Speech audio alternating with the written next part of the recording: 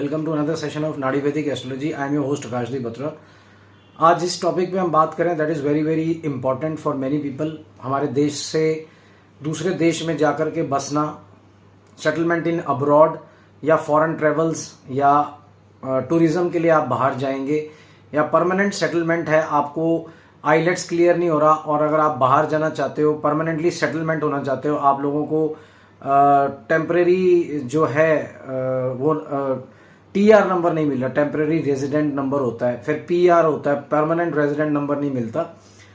आप लोगों की डॉक्यूमेंट्स में कोई ना कोई बात रह जाती है, आप लोग घबरा जाते हो, आपका काम हो ही नहीं रहा है, आप गुरुद्वारे मंदिर सब जगह मत्था टेक चुके हो, पर आपका जो परमानेंट सेटलमेंट है ना अब्रॉड में, जो आप चाहते हो कि आपकी ज़िंदगी बन जाए कनाडा में, ऑस्ट्रेलिया में, यूरोप में, कहीं पे जहाँ पढ़ने जाते हो और परमानेंटली सेटलमेंट होना चाहते हो वहाँ पे, क्योंकि हमारे देश में भी बहुत सारे लूप होल्स हैं, आप लोग बाहर जाना चाहते हो। आज की जनरेशन जो उनसे खास करके वो बाहर जाना चाहती है और मोटी रकम खर्चा करती है बाहर जाने के लिए।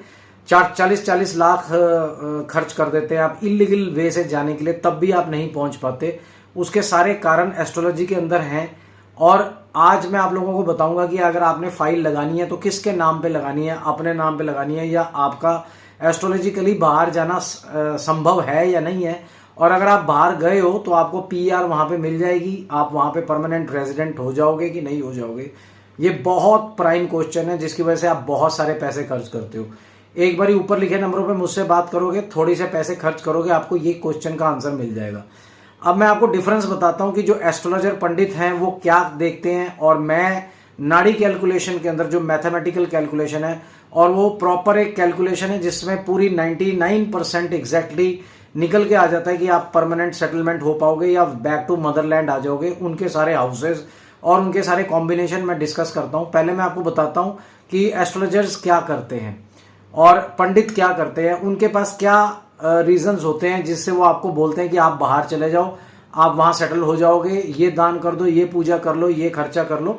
तो उसके बारे में भी आज हम डिस्कस करते हैं। अगर ये बहुत इंपॉर्टेंट टॉपिक है आज का और इसके ऊपर शायद ही कम वीडियोस बने हुए हैं, शायद ही कोई वीडियो बना रहा है, पर मैंने जो वीडियो है आपको वाइफरकेट बनाने के लिए, दोनों में डिफरेंस क्या है कि एस्ट्रोलॉजर और पंडितों के पास जाना है या एक बहुत अच्छे हाईली एजुकेटेड जो है एस्ट्रोलॉजर के पास आना है और मैथमेटिकल कैलकुलेशन के हिसाब से लॉजिक समझ करके आपने अप्लाई करना है। तो let us start this video. हाँ तो गाइस, जैसे मैं आप लोगों को बता रहा हूँ, जो पंडित हैं, अगर आप जाते हो फॉरेन ट्रैवल के बारे में बात करेंगे, foreign travels of permanent settlement in abroad, क्या वो लोग देखते हैं कि सन इन लगन, सन लगन के अंदर है तो आपका बाहर फॉरेन ट्रेवल्स है। मून इन 11th और 12th हाउस अगर है, अगर किसी की पोजीशन नहीं है तो वो नहीं बाहर जा सकता, ये लोग यही देखते हैं। फिर मरकरी जो होता है, बुध अगर 8वें घर में है तो आप बाहर जाओगे। ये शुक्र है अगर 6वें 7वें 8वें घर में है तो आप बाहर जाओगे, फॉरेन ट्रेवल्स की बात है। सैटर्न इन 12th हाउस, 12वां घर होता है, सैटर्न में बैठा होता है तो आप बाहर जाओगे।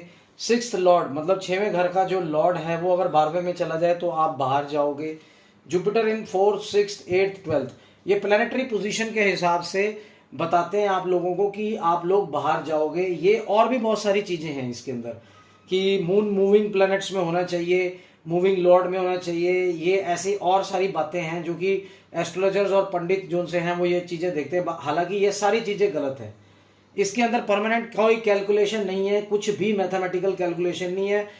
प्लानिटरी पोजीशन से कभी भी गैस नहीं किया जा सकता कि कोई बाहर जाएगा, परमानेंट सेटलमेंट होगी कि नहीं। मैं आपको पूरी मैथमेटिकल कैलकुलेशन बताता हूँ। नाड़ी एस्ट्रोलॉजी के अंदर, नाड़ी कोई नाड़ी चेक करने वाली चीज़ नहीं है, नाड़ी एस्ट्रोलॉजी है।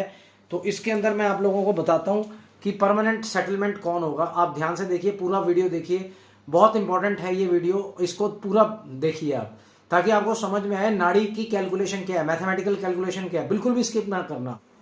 हाँ तो गाइस, जैसे मैं आप लोगों को बता रहा हूँ परमानेंट सेटलमेंट इन अब्रॉड, तो सबसे पहले जो सा है ये है 3rd house, 9th house, 12th house and 7th house.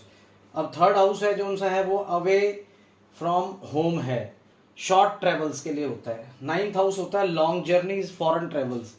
12th house होता है settling abroad away from Motherland.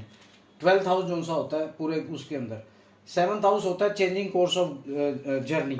अब ये जो सी कैलकुलेशन है मैं आपको बताता हूँ, ये सारे हाउसेज हैं और ये भी हाउसेज हैं, और इसके अंदर जो कमिंग बैक टू मदरलैंड है वो है second house, meeting the family, family के लिए होता है सेकंड हाउस। फोर्थ होता है मदरलैंड, और आपकी जो प्रॉपर्टी है फोर्थ हाउस उसी का होता है, और 11th उसका फुलफिलमेंट ऑफ डिजायर्स। अब मैं आपको बताता हूँ इसकी कैलकुलेशन क्या है। मैं आप लोगों को बता रहा हूँ, ये थर्ड हाउस है, सेकंड हाउस है, ये जो ग्रीन में है ये हाउसेज हैं जो उनसे मैंने आपको लास्ट बताए। Combination of 3 9 3 9 12।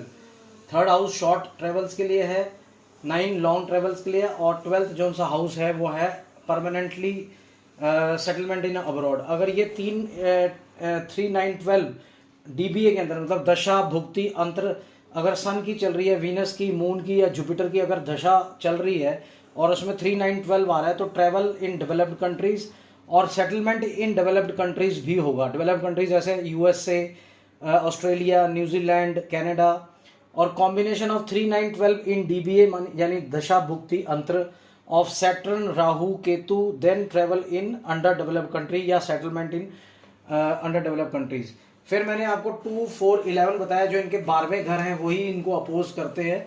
तो कॉम्बिनेशन ऑफ 3 9 12 विद 2 4 11, अगर आपकी ये जो नाड़ी की कैलकुलेशन है अगर उसमें 2 4 11 आ रहा है, then no settlement in abroad. फिर हमारे को इसमें कॉम्बिनेशन ऑफ स्टोन्स और ट्रीटमेंट्स देना पड़ता है, तब आपका पीआर का पेपर क्लियर होता है।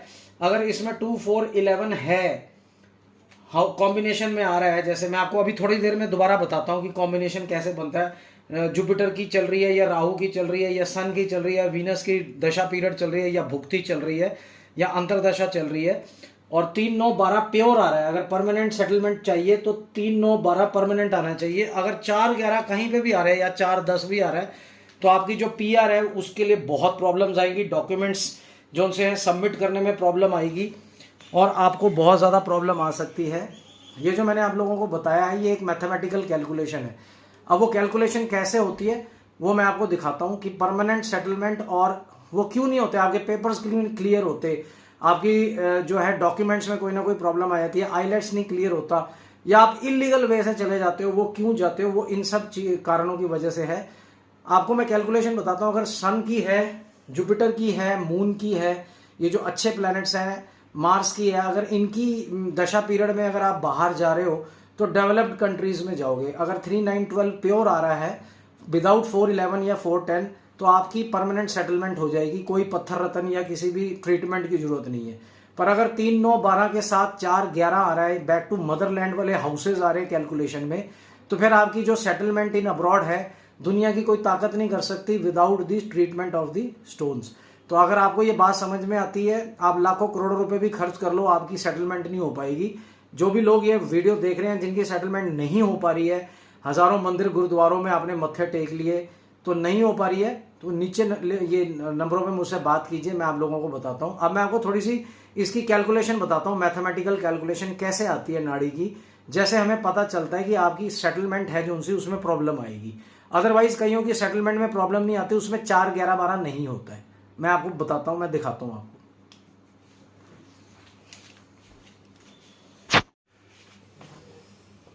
हाँ तो भाई जैसे ये 3 9 12 7F 2 4 11, अगर 2 4 11 नहीं है आपके में, पर्पस ऑफ ट्रैवल में बता देता हूँ।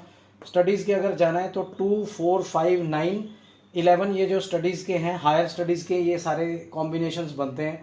2 4 9 11 जो उनसे होते हैं वो स्टडीज़ के लिए होते हैं, प्लस 3 9 12, तो आप परमानेंटली सेटलमेंट हो जाओगे स्टडीज़ के बाद। ये इसमें वीज़ा लगना या इसमें पीआर लेना बहुत मुश्किल होता है स्टडीज़ में। तो इसमें 2 4 5 9 11 अगर है आपका, प्लस 3 9 12 विदाउट 2 4 11, तो आपकी स्टडीज़ के बेस पे आप बाहर चले जाओगे। अगर जॉब के लिए चाहिए तो 2 6 11 या 2 6 10 11, तो 3 9 12 विदाउट 4 11, तो आप जॉब के साथ जाओगे, जॉब के बाद भी वहाँ सेटल हो जाओगे। अगर आप बिजनेस करते हो तो 2 7 10 11 आ जाता है, जॉब में 6 होता है, यहाँ पे 7 होता है, प्लस 3 9 12 विदाउट 4 11। वैसे टूरिज्म अगर आप घूमने ही जा रहे हो केवल, तो 3 9 12 आना चाहिए दशा भुक्ति अंतरा के अंदर। अगर किसी की दशा चल रही है, इन सब में अगर दशा चल रही है जुपिटर की, वीनस की, मून की, तो आप अच्छी कंट्रीज में जाओगे। और अगर राहु केतु सैटर्न की चल रही है तो अंडर डेवलप्ड कंट्रीज में जाओगे। ऐसे टूरिज्म है 3912 प्लस 5 नंबर जो सा है वो टूरिज्म का है, तो आप टूरिस्ट बन करके जाओगे। मैरिज पर्पस के लिए जाते हो तो 3912 प्लस 2711 विदाउट 411 तो आप परमानेंट सेटलमेंट हो जाएगी। ऐसी मेडिकल इमरजेंसी के लिए तो 3912 तो हर जगह आएगा ही, प्लस 16812, ये 1 6 8 एंड 12 ये जो से घर है ये मेडिकल इमरजेंसी के घर हैं। ऐसी स्पोर्ट्स का हो गया 5 और 11, 5वां और 11वां घर जो सा होता है स्पोर्ट्स का है 3912 के साथ। अगर आप पिलग्रिमेज के लिए जाओगे तो जुपिटर और वीनस की जो सी है दशा भुक्ति अंतर चला होना चाहिए 3 + 12 + 9 12। तो इसके अंदर ऐसे आप लोगों ने ये मैथमेटिकल कैलकुलेशन निकालना है। थोड़ा सा मैं आपको फिर बता देता हूँ कि वो कैलकुलेशन कैसे है। ये सारे हाउसेज हैं, जैसे ये मैंने सारे हाउसेज बताए, ये सारी कैलकुलेशन है, ये मैथमेटिकल कैलकुलेशन है। ये आपको नहीं समझ में आएगी और ना ही किसी पंडित को समझ में आएगी, ना ही किसी एस्ट्रोलॉजर को समझ में आएगी।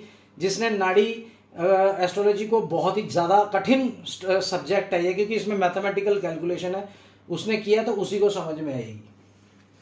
फॉर एग्जाम्पल जुपिटर की जो दशा पीरियड चल रही है उसमें ये 3 लाइंस होती हैं इसमें, जैसे 3 9 12 आया, 4 12 आया, 2 9 11 आया, ये सारे हाउसेज हैं।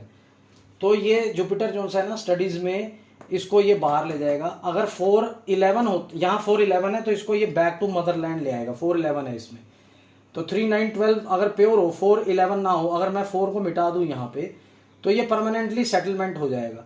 पर अगर मैंने 4 नंबर जोड़ दिया तो ये बैक टू मदरलैंड है, ये मदरलैंड का घर है। तो यहाँ पे 4 अगर मैं जोड़ देता हूँ, अगर मैंने 4 जोड़ दिया तो ये 4 11 का कॉम्बिनेशन बन गया। तो ये जुपिटर की दशा पीरियड में बाहर जाएगा, पढ़ के वापस आ जाएगा। 4 11 है तो ये परमानेंट सेटलमेंट नहीं हो पाएगा।